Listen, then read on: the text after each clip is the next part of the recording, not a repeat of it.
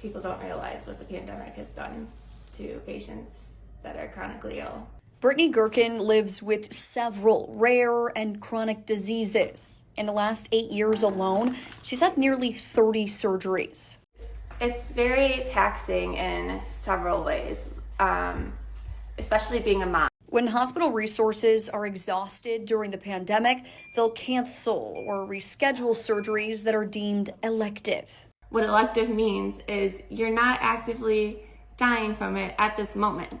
You could in a week or two, then we'll reconsider. We might be able to do your surgery. Gherkin says when her surgeries get canceled, it not only puts her physically at risk, it's mentally challenging for her and her family. You're prepared for the surgery finally. You just want to get it over with so you feel better. And then to have it postponed causes the physical aspect of I'm in more pain for a prolonged period of time. Do you have any chicken in stock? She says she hopes her story encourages unvaccinated people to reconsider, as 98% of 2021 COVID hospitalizations were of the unvaccinated. What that's doing to people like me that are chronically ill is having their surgeries canceled, and it's causing our quality of life to go down. Gherkin says she hopes people look at the science and think of the millions of individuals who live with chronic illness. And I absolutely believe that people should have a choice, but I'm just asking people to reconsider. For Spectrum News, I'm Alexa Maslowski. We're at the Columbus Metropolitan Library this morning, which is just one of many locations across the city where students were able to come yesterday to do their online learning as they began the school year. Teachers have been on strike for 3 days now, which of course has led to a lot of uncertainty with students and parents. But at 2:38 this morning, the Columbus Education Association announced that they've come to a collective bargaining agreement with Columbus City Schools Board of Education after more than 13 hours of negotiations. Now, we don't yet know the exact details of this deal just yet, but here's what we can tell you. Students will continue to learn virtually today and tomorrow, just like they did yesterday. This will give teachers time to plan for the school year. CEA spokesperson Regina Fuentes said in a statement this morning, quote, "Let the history books reflect that this strike was about students who deserved a commitment to modern schools with heating and air conditioning, smaller class sizes, and a well-rounded curriculum that includes art, music, and PE." Board of Education President Jennifer Adair also releasing a statement, writing in part, quote, "While the details cannot yet be disclosed, the contract recognizes the board's commitment to improving our student outcomes, the essential work of the CEA members, and strengthening our learning environments." A vote is scheduled to take place this weekend, and if the Columbus Education Association approves it, it will then go to the Board of Education. If both sides approve this deal, students are in the clear to go back to in-person learning come Monday. In Columbus, Ohio, Alexa Maslowski, Spectrum News. Today we are in Butler County and we are embarking on the world famous, I might add, Donut Trail. We're starting off in Westchester at Holtman's Donuts.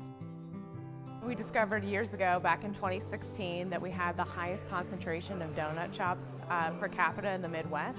So this felt like a natural fit, and it's just a super fun activity, and it draws people in from all over the country and all over the world. And when she says it draws people in, she's not kidding. Since the Donut Trail began, they have a record of 35,000 people completing it. And at each shop, they'll find something a little different. Is there something that you're like, this is a must try, or this is what we're known for? The one we are known for is right down in that corner, the maple bacon, and it is fantastic. Another crowd favorite at Holtman's.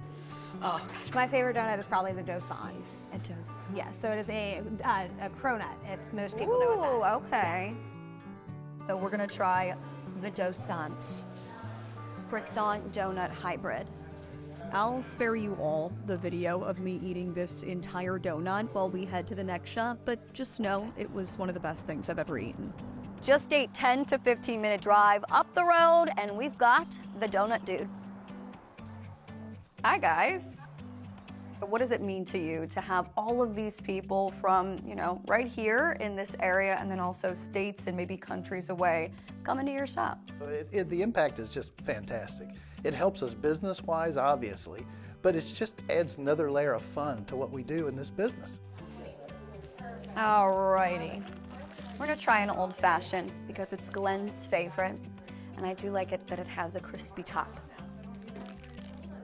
The trail spans 80 miles, and at each shop you'll get a stamp on your Donut Trail passport. We are on our way to our last stop of the day. We were headed to Jupiter Donuts in Fairfield. Now we're only doing a few shops today because that's a lot of donuts.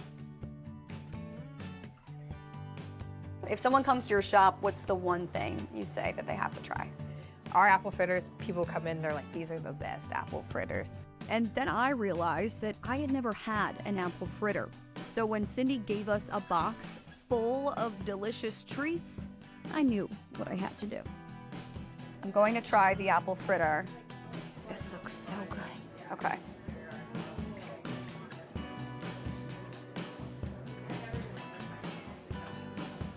Incredible. Incredible.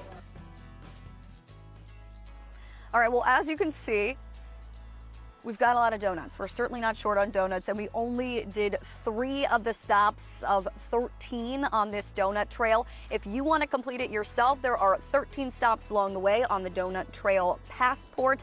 Once you're finished with this, you send it back to Butler County. You can mail it or drop it off. And then you get one of these t-shirts here. If you need some help planning your trip here to Butler County, they actually have a Donut Trail concierge. You can give them a call and they'll give you some tips and tricks to help you out along the way. Here's a look at your weekend pass calendar.